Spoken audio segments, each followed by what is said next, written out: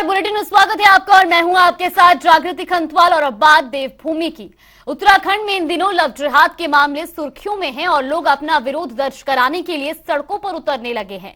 पचवादून से लेकर उत्तरकाशी तक लव जिहाद के मामलों को लेकर लोगों में जबरदस्त आक्रोश देखने को मिल रहा है। पुरौला में हिंदू नाबालिग लड़की को भगाने की कोशिश का मामला शांत होता नहीं दिख रहा है। विशेष समुदाय और बाहरी व्यापारियों के खिलाफ स्थानीय लोगों में आक्रोश बरकरार है। यहां तक कि विशेष समुदाय के लोगों की दुकानों के बाहर 15 जून की प्रस्तावित महापंचायत से पहले दुकानें खाली करने के पोस्टर तक नजर आ रहे हैं। तो वहीं इस मामले में मुख्यमंत्री पुष्कर सिंह धामी ने भी संज्ञान लिया है और कहा कि लव जिहाद और लैंड जिहाद को लेकर प्रदेश सरकार पूरी तरह से सख्त है। देवभूमि में इस तरीके की हरकतों को नहीं होने दिया जाएगा। सीएम धामी ने कहा कि डीजीपी को ऐसे मामलों में सख्ती बरतने के निर्देश दिए गए हैं कि जांच करके ऐसे मामलों में सख्ताई से कार्रवाई करें।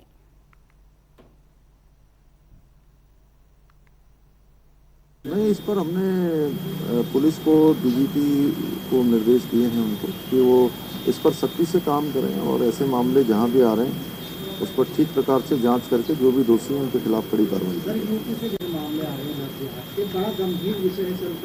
नहीं, इस पर जो है सरकार सख्ती से काम कर रही है और सभी को कहा है कि सख्ती से इस पर काम करें और पुलिस जाँच कर रही है। जाँच में जो भी दोषी पाए जाएंगे उसके खिलाफ कठोर कार्रवाई होगी। उत्तराखंड में जल्द ही मंत्रिमंडल का विस्तार हो सकता है। उत्तराखंड में मंत्रिमंडल विस्तार को लेकर भारतीय जनता पार्टी आलाकमान से चर्चा कर रही है। तो वहीं आपको बता दें कि दिल्ली में हुई अहम बैठक में मंत्रिमंडल विस्तार को लेकर चर्चा की गई। महाजनसंपर्क अभियान के बाद उत्तराखंड सरकार के मंत्रिमंडल में बड़ा फेरबदल और संगठन में भी कुछ परिवर्तन हो सकते हैं। दिल्ली में राष्ट्रीय अध्यक्ष जेपी नड्डा, केंद्रीय गृह मंत्री अमित शाह, राष्ट्रीय महामंत्री संगठन बीएल संतोष के बीच हुई लंबी मैराथन बैठक में उत्तराखंड कैबिनेट चर्चा में आया है। तो वही उत्तराखंड राज्य में कैबिनेट मंत्री के पद खाली हैं। खबर यह भी है कि इस बार नए चेहरों को कैबिनेट मंत्री बनाया जा सकता है और एक कैबिनेट मंत्री की कैबिनेट से छुट्टी भी हो सकती है।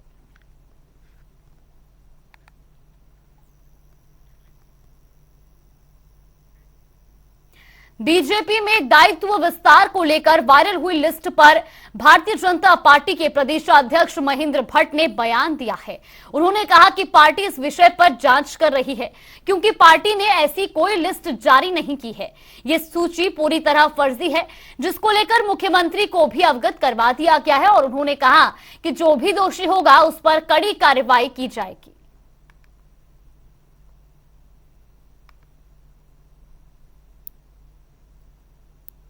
नहीं है क्योंकि हमारे राष्ट्रीय पदाधिकारियों ने इसको बता दिया कि बहुत जल्दी सूची हम जारी कर हो जाएगी, लेकिन ये कुछ शरारती तत्वों द्वारा इस प्रकार का ये जो हथकंडा अपनाया गया है और पार्टी को संज्ञान लेगी। कुछ लोग ये भी कह रहे हैं कि तो पार्टी के कार्यकर्ताओं को देगा, जो भी बनाएगा सूची बनाएगा, कार्यकर्ता ही नाम होता है, लेकिन इस प्रकार की कोई सूची पार्टी द्वारा ना तो जारी की गई है ना इस प्रकार का कोई विषय हमारे सामने है। उत्तरकाशी में लव जिहाद पर बवाल छिड़ा हुआ है। जिले के पुरौला क्षेत्र में समुदाय विशेष के व्यापारियों की दुकानों के बाहर पोस्टर चस्पा होने से दहशत है और उनकी दुकानें बंद हैं, जबकि समुदाय विशेष के व्यवसायियों का कहना है कि पुरौला में उनका भावनात्मक लगाव रहा है। तो वहीं कांग्रेस पार्टी का कहना है कि प्रदेश में सौहार्द कायम रहना चाहिए, लेकिन उत्तरकाशी में जो माहौल चल रहा है उसका प्रभाव पूरे प्रदेश में देखने को मिल रहा है। पार्टी के वरिष्ठ नेता और पूर्व कैबिनेट मंत्री हीरा सिंह बिष्ट का कहना है कि पीढ़ी दर पीढ़ी यहाँ के लोग हमेशा से सांप्रदायिक सद्भाव बनाते आए हैं और ये बात अपने आप में बिल्कुल सही है, लेकिन कुछ लोग अपनी हल्की राजनीति के लिए लोगों को लड़ाने का काम कर रहे हैं। नहीं, ये यहाँ का सौहार्द खराब नहीं किया जाना। उत्तरकाशी में जो माहौल चल रहा है वो पूरे प्रदेश में उसका प्रभाव देखने को मिल रहा है और सभी लोग सांप्रदायिक सद्भाव को बना करके यहाँ रखे गए रहते आए आज तक पीढ़ी दर पीढ़ी। ये बात भी अपने आप में सही है। कुछ लोग लेकिन हल्की राजनीति के लिए लड़ाने का काम, मतभेद पैदा करने का काम, कुछ जानबूझ करके मुसलमान लड़के हिंदू लड़के ऐसा कुछ लोग कर रहे हैं, कुछ करते हैं इस तरह का। हालांकि बड़े दूसरे लोगों का ज़्यादा संपर्क नहीं होता, लेकिन ऐसा एक माहौल बन रहा है, उससे बहुत वातावरण दूषित होता जा रहा है। ये नहीं होना चाहिए, किसी भी गलत है तो गलत है। और सरकार को एक बड़ी जिम्मेदारी के साथ, जो अभी भी सारी नदियों में बाहर के लोग आकर बसते जा रहे हैं। भारत में कुपोषण की समस्या को दूर करने के लिए प्रधानमंत्री नरेंद्र मोदी के ड्रीम प्रोजेक्ट पर विपक्ष पार्टी कांग्रेस ने देहरादून कांग्रेस कार्यालय में प्रेस कॉन्फ्रेंस कर सवाल उठाए हैं। कांग्रेस उपाध्यक्ष प्रदेश संगठन मथुरा दत्त जोशी ने आयरन फोर्टिफाइड चावल को लेकर सरकार पर जमकर निशाना साधा। उन्होंने कहा कि सरकार आयरन फोर्टिफाइड चावल के नाम से आर्टिफिशियल चावल बनाने का काम कर रही है। इस दौरान आगे उन्होंने क्या कुछ कहा वो भी आपको सुनवाते हैं। और लेना चाहिए। हमारा आरोप है कि सरकार कोई भी निर्णय लेती है तो बिना सोचे समझे निर्णय लेती है, उसका प्रभाव फिर देश के लोगों को झेलना पड़ता है। उत्तराखंड की धामी सरकार रोजगार को बढ़ावा देने के लिए लगातार काम कर रही है। अब उत्तराखंड में रोजगार का अवसर तलाश रहे युवाओं को रोजगार को लेकर दूसरे प्रदेशों में नहीं जाना पड़ेगा। बता दें कि सरकार प्रदेश में समय समय पर रोजगार मेले का आयोजन कर रही है।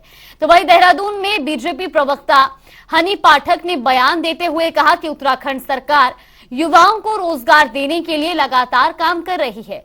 उन्होंने कहा कि धामी सरकार ने उत्तराखंड को 2025 तक देश के अग्रणी राज्यों की श्रेणी में लाने का लक्ष्य रखा है, जो लक्ष्य पूरा होते दिखाई दे रहा है। साथ ही उन्होंने कहा कि प्रदेश में जल्द ही इन्वेस्टर समिट होने जा रही है, जिसको लेकर सरकार अपनी तैयारियों में लगी हुई है। इन्वेस्टर समिट होने से प्रदेश में रोजगार को और अधिक बढ़ावा मिलेगा। ऐसा है, जिस प्रकार से लगातार रोजगार मेले का आयोजन किया जा रहा है, लोगों को रोजगार मेले की तरफ अग्रसित किया जा रहा है, उससे ये साबित हो रहा है कि उत्तराखंड एक 2025 तक अग्रणी राज्य की भूमिका में समायोजित होने वाला है। और दूसरा, जिस प्रकार से सीएम धामी की पहल होती दिखाई दे रही है, उन्होंने एक से एक जो फैसले लिए हैं वो अभूतपूर्व फैसले हैं, जो आज तक किसी भी राज्य में नहीं लिए गए हैं। जैसे नकल विरोधी कड़ा कानून ले लीजिए, धर्मांतरण कानून ले लीजिए, और महिलाओं के लिए 30% 36 आरक्षण नौकरी में ले लीजिए। इस प्रकार के कितने ही अनेक और यूनिफॉर्म सिविल कोड अभी जो लागू होने जा रहा है, सबके लिए एक समान कानून लागू होने जा रहा है। तो ये सब चीजों को अगर आप समायोजित करते हैं तो उत्तराखंड 2025 तक निश्चित ही अग्रणी भूमिका में आगे होगा, क्योंकि किसी भी राज्य में इस प्रकार के अब तक के कोई भी कड़े कानून और कोई भी कड़े नियम नहीं आगे आए हैं। केंद्र सरकार के 9 साल का कार्यकाल पूरा हो चुका है। केंद्र सरकार की योजनाओं को आम जन तक पहुंचाने के लिए बीजेपी लगातार महाजनसंपर्क अभियान चला रही है। अभियान की शुरुआत राजधानी देहरादून में 31 मई को हो चुकी है और यह अभियान 31 जून तक पूरे प्रदेश भर में चलाया जाएगा।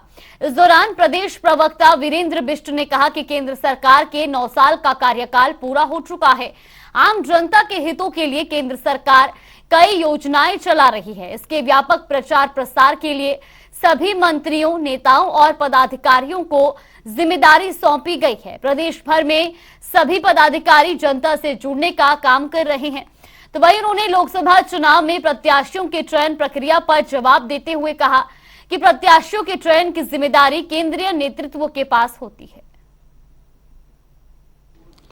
भारतीय जनता पार्टी अपने कार्यकर्ताओं के बदौलत, अपने कार्यकर्ताओं के संपर्क, प्रवास, कार्यक्रम और अपनी प्रदेश और केंद्र की जो योजनाएं हैं कल्याणकारी, उन योजनाओं को जन जन तक पहुंचाने का काम निरंतर भारतीय जनता पार्टी करती रहती है।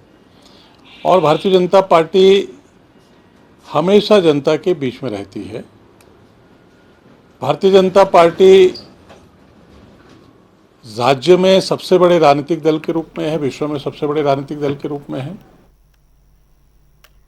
तो वहीं हरिद्वार के नए जिलाधिकारी धीराज सिंह गब्रियाल ने तहसील दिवस का आयोजन किया, जिसमें उन्होंने लोगों की समस्याओं को सुना। इस दौरान जिलाधिकारी ने शिकायतों के निस्तारण का निर्देश दिया। बता दें कि तहसील दिवस में पहुंचे फरियादियों ने अतिक्रमण, बिजली, पानी, सड़क और भूमि पैमाइश से संबंधित सैकड़ों शिकायतें दर्ज कराई।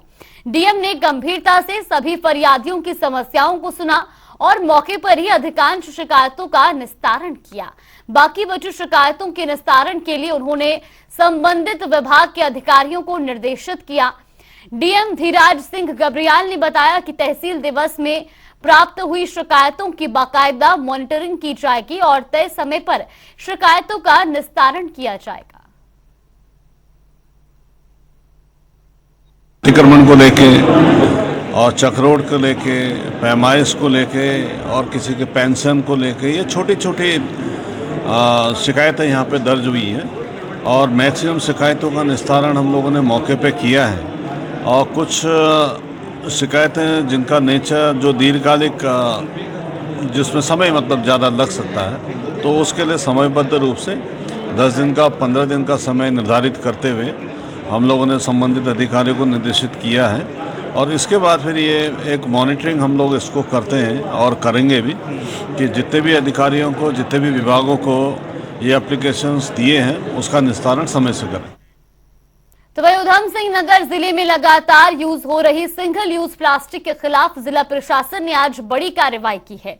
एडीएम जय भारत सिंह ने अवैध रूप से चल रही सिंगल यूज प्लास्टिक का निर्माण करने वाली एक फैक्ट्री में छापा मारकर भारी मात्रा में सामान बरामद कर कंपनी को सील कर दिया। बताया जा रहा है कि फैक्ट्री पर इंजीनियर वर्कशॉप का बोर्ड लगाकर प्रशासन को गुमराह करते हुए उक्त प्लास्टिक फैक्ट्री को चला रहे थे। उनको संदेश ये देना चाहेंगे कि अगर पकड़े गए तो उनके खिलाफ कार्रवाई होगी, कठोर कार्रवाई होगी, फैक्ट्री सील कर दी जाएगी। और अगर उनको कभी अपना कुछ कार्य करने के लिए चरित्र प्रमाण पत्र बनाने की आवश्यकता होगी तो वो भी उनको नहीं मिलेगा। चलिए, बुलेटिन में फिलहाल के लिए बस इतना ही। आप बनी रहिए हमारे साथ। नमस्कार।